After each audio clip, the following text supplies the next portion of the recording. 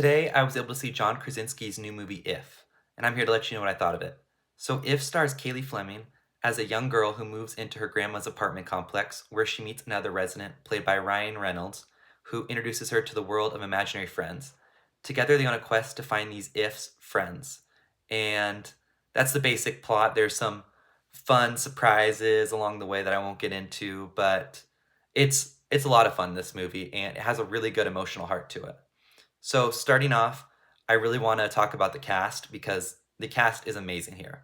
Obviously, Ryan Reynolds is great at being a charismatic lead, and it's a lot of fun to have him in this movie. But I also feel like he has some really good emotional scenes too. So, I was really impressed with that. Usually, we just get the funny lines from him, but I feel like this role was it gave him a really good chance to flex his dramatic muscles. So, I was really impressed with that.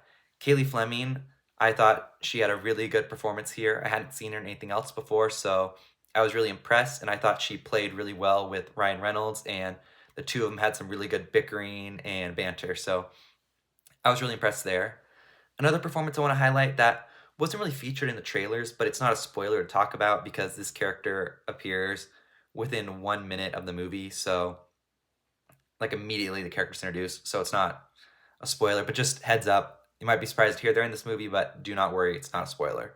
And that's John Krasinski. Obviously, John Krasinski directed this movie, and I think he wisely gave himself a role in it as well. And I think he picked a great role, and I was just really impressed. He has so many emotional scenes, and he plays them so well.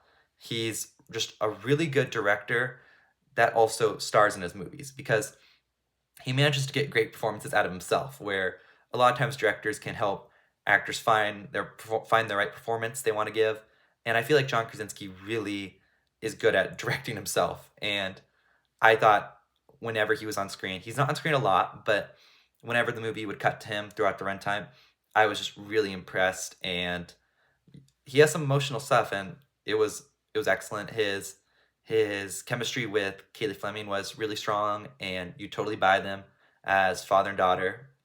And yeah, that was a fun surprise when he shows up in the movie because it was really weird that he was in the trailers, but nonetheless, he's a fun addition to the cast. And now getting on to the ifs themselves, the main two ifs in the movie are played by Steve Carell and Phoebe Waller-Bridge. And I thought Phoebe Waller-Bridge was good, but I thought Steve Carell was the standout among all the ifs. He is hilarious.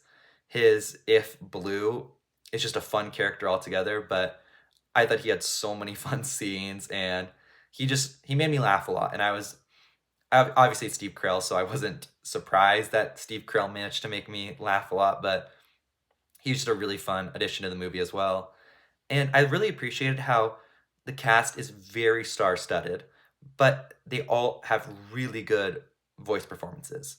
Where there are so many just celebrities they got, like Matt Damon, who just has a little role in this. And I thought that was a lot of fun. Or George Clooney just popping up as an astronaut if. That just makes for fun when you hear this character and you're like, I want to know what voice is matching to this character. And I thought the casting, they had a lot of fun with it. Bradley Cooper and Sam Rockwell were some of my favorite ifs in the movie. I thought their vocal performances were very entertaining. And Sam Rockwell, I couldn't place his voice. I was genuinely like, who is playing this character? They're doing great. And then I looked it up afterward and I was like, of course it's Sam Rockwell. He is hilarious. And the entire cast, I could go one by one. They're all really good. I don't think there was a bad performance by any of the ifs. So that was definitely a win for this movie.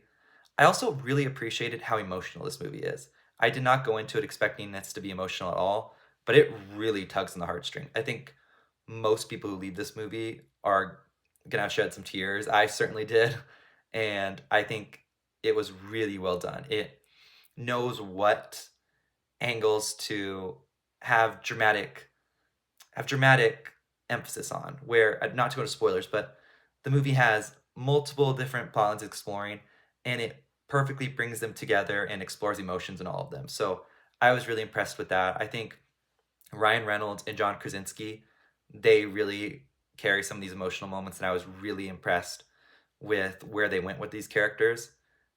It was really well done. And that actually leads into one of my nitpicks with the movie. I feel like, and this was mentioned by other people before, to not take credit for this point, but the movie was very weirdly marketed as more just a silly kids movie.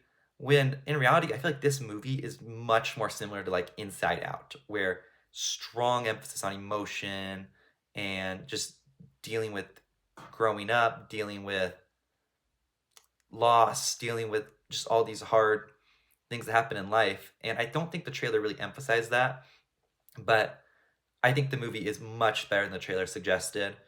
And it was such a pleasant surprise when I was watching and just seeing how heartfelt the movie got. That's why it was just such a positive for me because I just not expecting that at all. So the movie really, really stood out to me for that reason, and I really appreciated just it had such a great heart to it, and definitely is the reason I'd want to come back to it. Whereas the first act of the movie is good, but I feel like it was a little more aimed towards kids, and I feel like towards the second and third, I feel like adults will appreciate it more than kids. Kids will still enjoy it, but just what it touches on, these themes, it really hit home, at least for me. And I was really impressed with it. I thought they really knew what they were doing. It was a tight script, so I really appreciated how just everything came together in such a neat way. One other or two other criticisms I'll go into. One of them is not really a criticism on the movie, just I think it was a weird choice. But that was I don't think that the movie really should have utilized an end credit scene. There's two things that happen during the credits, and one towards the end is more of a tribute, which I think was handled excellently.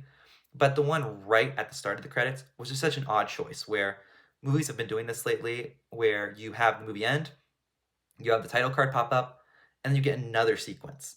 And there's no end credits that pop up before that sequence, so it doesn't really feel like a credit scene or mid credit scene, post credits, or anything. So it's just such a weird choice. And with what's in that sequence, it's like a 2 or 3 minute sequence. I feel like they just should have put it onto the end of the movie and then had the title card afterward. It was a little jarring how it just cut to that and then we cut right back to the movie. So I don't know why that was done. Not really sure, but kind of thought it was a weird choice to do that. And then one more nitpick and positive actually I'll give is the ifs designs. I thought the ifs were really well designed, but I wish they utilized a little more practical effects. You can see on the press tour of this movie they have someone in the blue suit and it actually looks pretty good. And while I think blue special effects were really good, I think all the special effects in general were really solid. I do kind of wish they maybe utilized some practical ifs, and I think that would have just been a fun thing for the movie where you have some that are more special effects, some that are practical, and I think it would have been fun. I mean, I did see hundreds of beavers yesterday, and their use of the mascot beavers and mascot animals. I think this movie could utilize that for some, do a more of a mix of practical and CGI. I think that could have been interesting, but not a big deal. I think the CGI worked well and it wasn't distracting.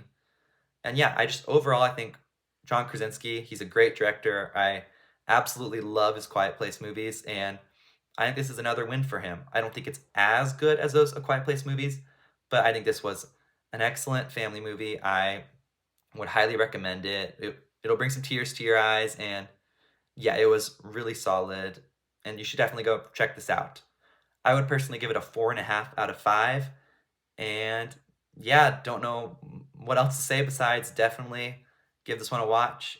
And thanks for watching this video.